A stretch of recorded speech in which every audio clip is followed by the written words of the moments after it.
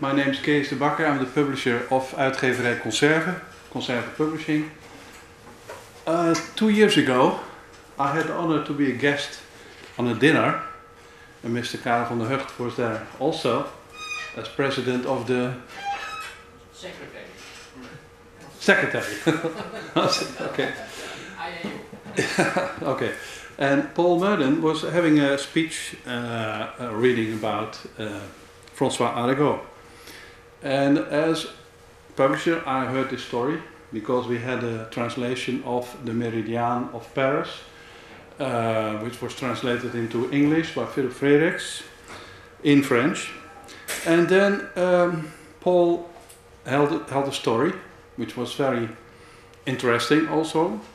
But to me it was interesting because Arago was a person who was in jail many times, taken when he was doing his work somewhere in the mountains.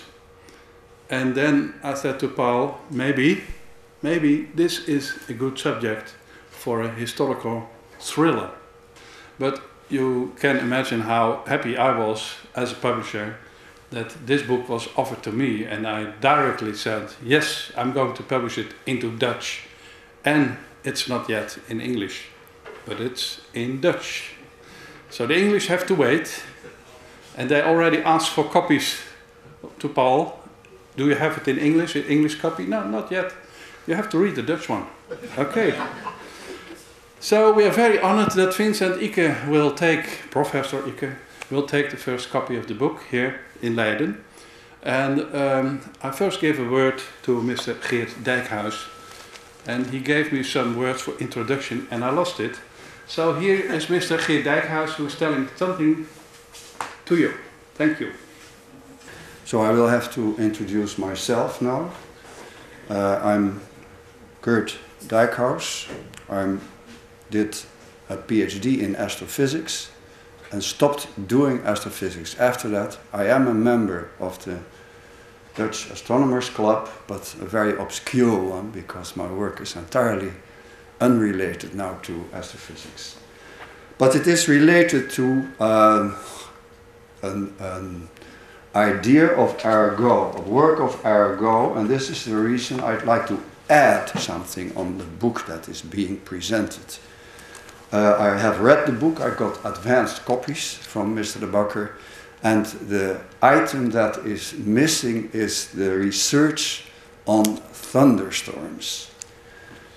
You find this research in a book which is 150 years old, was published in Paris in 1837 when Arago was in his 40s. He wrote a long paper on thunderstorms. In this book, it is a yearbook of the Bureau des Longitudes in Paris, where many high-powered mathematicians were working at that time. Cauchy was one of them. And but Arago had very diverse interests, and he wrote this paper sur le tonnerre, which means on thunderstorms. And in this book he recognizes a third category of lightning. There is the lightning impact, le foudre. There is also l'éclair, the lightning that you see but is too far to hear really.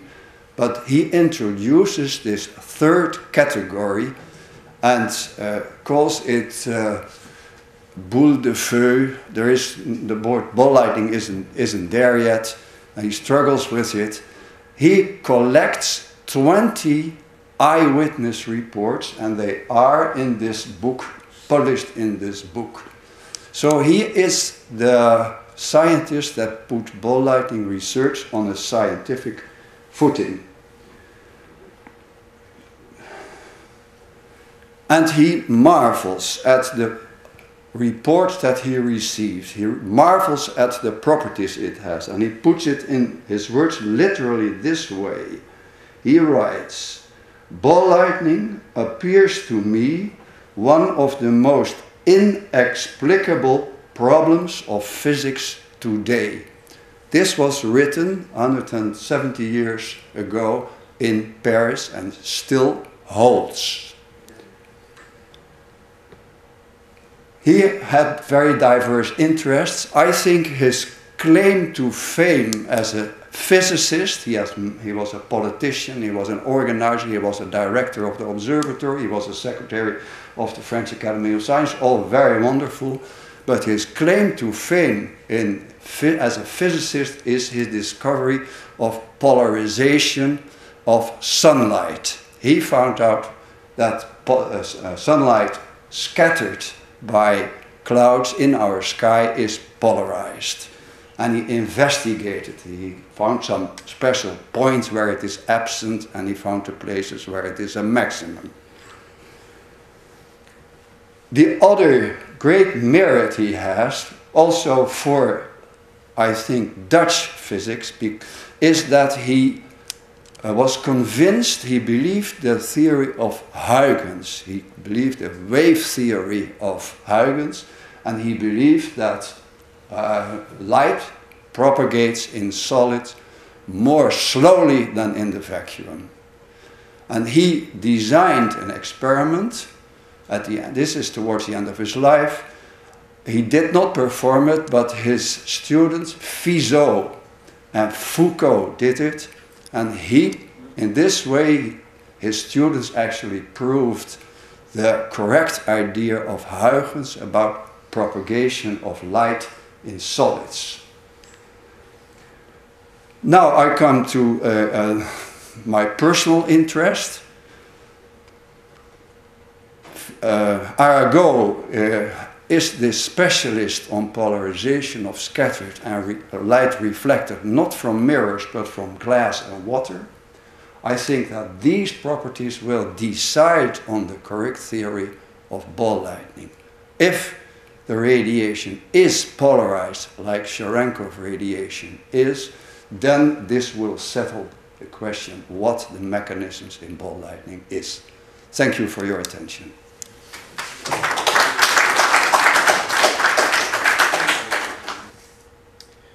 Well, thank you very much for the invitation to come here today and to talk about this book, which is I describe it as a historical novel because there are many things in it which didn't actually happen, but it is heavily based on the real life adventures of this one man, Francois Arago. And I think although you can't take what is in the book as true, I think you can say it is true to life, in that it might have been like this. And what I've done is to imagine the way in which Arago reacted to and felt about the things that happened to him, and the way the people around him also felt and reacted to him. And so, in the novel, as Keith mentioned to us earlier on, I tried to rewrite the memoirs with views on Arago by the people who are peripheral to the story, and to give opinions about Arago and about his work, and to try to understand the man, as well as the work that he did and the adventures that he had.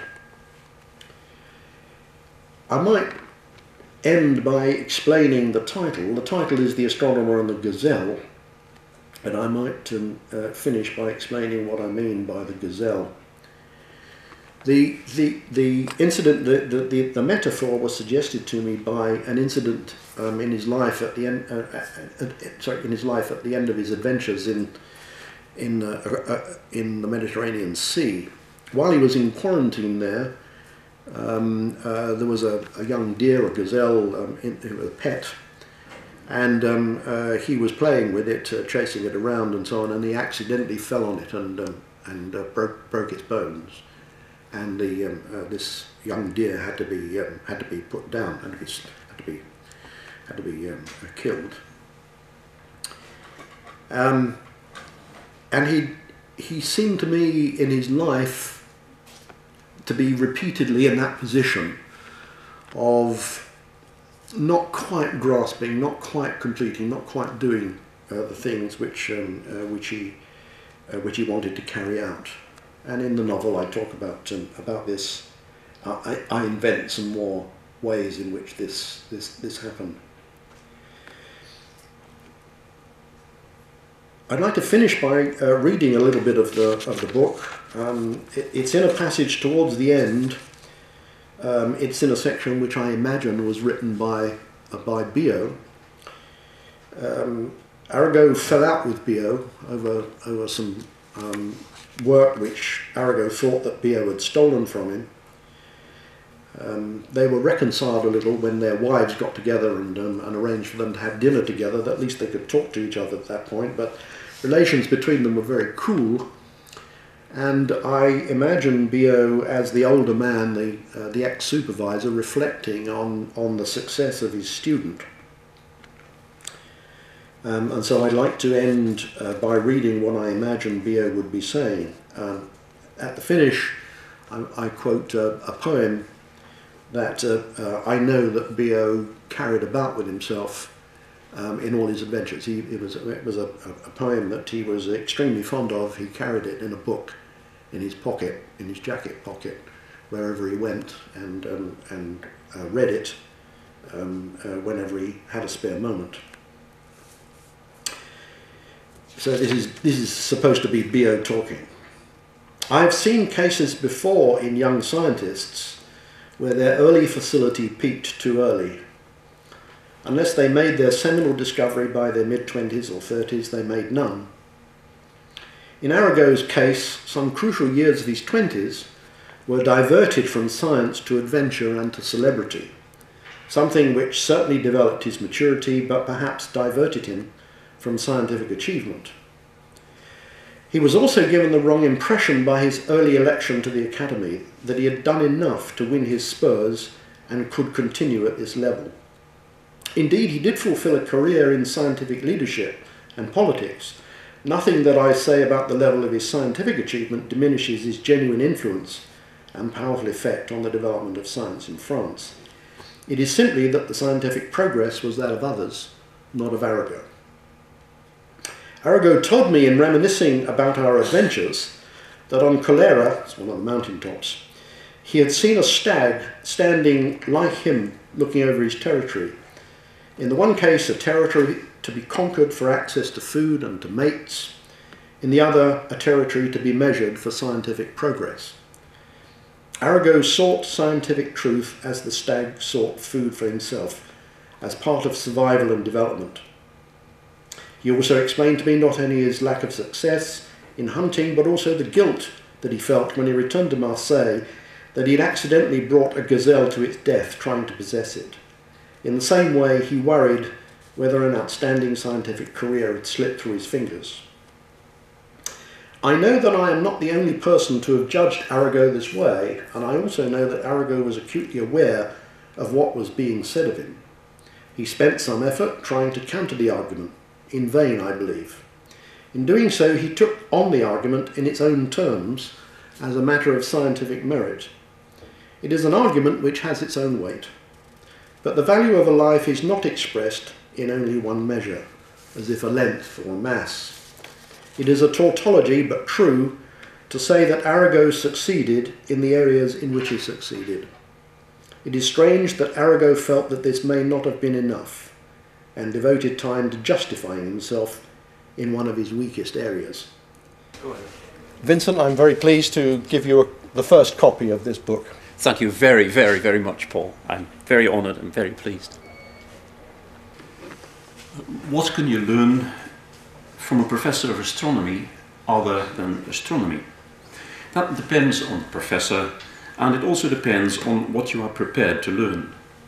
My personal connection with Paul Murden is precisely about that, learning. When I came to England as a postdoc, I was all of 24 years old and as green as the grass of the Sussex Downs, where my UK career started. Soon I made the acquaintance of Paul And from him I learned a lot of astronomy, in particular about late stages of massive stars such as supernovae, neutron stars and black holes, all of which were taking center stage around that time. But there was much more than that. Coming from the very egalitarian Dutch society, I was ill-equipped to find a place in the British world which was very socially stratified, especially in the academic sphere. But Paul Murdin is not only a scholar, he is also a natural gentleman, who often helped me to find my way in a world that was almost completely alien to me. I am most grateful for this, and it pleases me all the more to find out, when reading his book Pursuit of Gazelles, that Paul's ability to understand and transcend cultures has also contributed to his fascinating account of yet another cultural universe, the life of a struggling French scientist in the turbulent first half of the 19th century.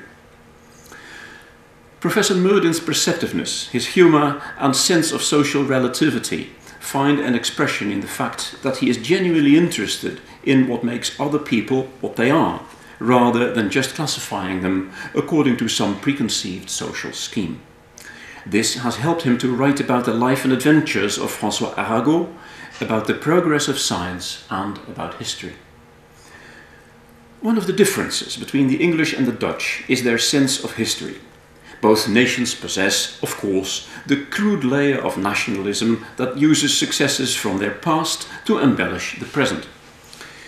Although the central bit of London is called Trafalgar Square and the centre of Amsterdam merely plain Dam, a visit to just about any football match will prove that what I said above is true. But military pride is not what I mean. Rather, the difference lies in the British and the Dutch attitude towards their cultural past. In the Netherlands, the word trots, that is pride, is typically associated with street gangs and right-wing politicians, not with the civilizing effect of the arts and the sciences. In our country, even as I speak, two of our top museums, the Rijksmuseum and the Stedelijk Museum in Amsterdam, have been closed for many, many years, and the Van Gogh Museum in the same town is struggling almost as badly. In England, such blatant disrespect for cultural treasures is unthinkable. This is what a Dutch attitude of doe maar gewoon has produced. All the more should we be grateful to Paul Murdin for doing things differently and taking us to a country where, in the capital, one may find the boulevard Arago. And where, may I ask, is the Huygens Boulevard in The Hague? What can you learn from a professor of astronomy other than astronomy?